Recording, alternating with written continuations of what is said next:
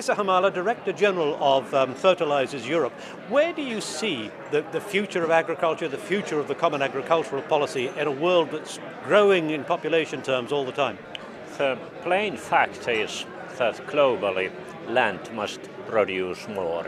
We need more biomass for food, energy and raw material to replace fossil energy and raw materials. Europe must participate fully into that process. So I think during the last few years we have spoken a little bit too much about extensification of agriculture. Now it's time for a change. We have to speak more about a more productive agriculture, which at the same time must be able to meet higher environmental requirements too. There is a great lot of competition for land and water, of course, and that's going to get worse under climate change as well. At the same time, as you say, a lot of talk about sustainable agriculture, people wanting their agriculture to be greener. Can we afford it? The key resource to produce more biomass for food, energy and raw materials are the poorly cultivated hectares of the world. And there are a lot of them. Not so much in Western or Central Europe, but the whole of Russia, Ukraine, Kazakhstan, the whole of Africa.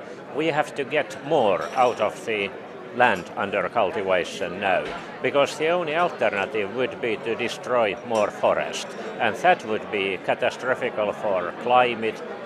I mean, they are carbon sinks, they would be destroyed, water economy would suffer, and biodiversity would suffer. The basic choice is to clear more land or produce more from the existing land under cultivation, and my choice is very clear here. How do we go about doing that, though? Because there is a lot of concern as well about agriculture being sustainable, about needing to protect the environment and so on. We have to see that a similar development is possible in agriculture than, for example, in certain industries. From my country of origin, Finland, I know that always when an old pulp mill has been replaced by a new one, the production has been increased fivefold and emissions they have gone down to 5%. The same must be possible in agriculture. Given the fact that we do have climate change, though, that does seem to be having an effect, there is concern that we will need to change our methods of farming. Different areas will have to produce perhaps different crops too, to cope with the pace of change. Well, certainly there must be different local solutions, regional solutions, European national solutions.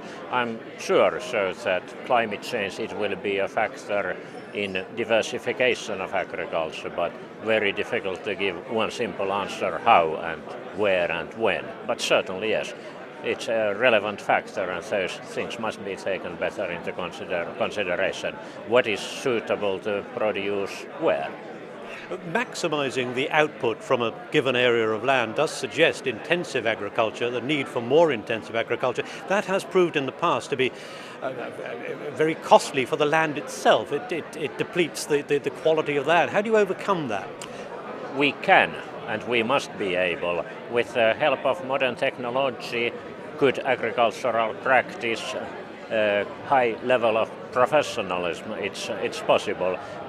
Well-cultivated piece of arable land really does not leak very much nutrients. You can minimize and you have to be able to minimize it. We have a lot of evidence from around the world so that badly cultivated hectares there are bigger leakages. The farmers themselves complain about being squeezed between the suppliers of their seed and their fertilizers, for that matter, on the one hand, and by the food production and retail outlets on the other. They feel that they're not making enough profit out of the land. It's essential that presumably any reform of the Common Agricultural Policy in 2013 does reflect the need to make farming a viable occupation. My friend, former Secretary General of Copa-Cogeca, Dr. Volanen, once said so that farmers are squeezed between economy and ecology. I think this is still today a fact. Plus, they certainly have financial and commercial pressures too. So I think what Commissioner Fischler set today shows that there should be less regulation and more incentives. That's the direction to go. You would like to see the CAP being changed in a way that allowed a little more freedom of movement, perhaps? Well, I think we don't need as much of a reform in the common agricultural policy as it is often said.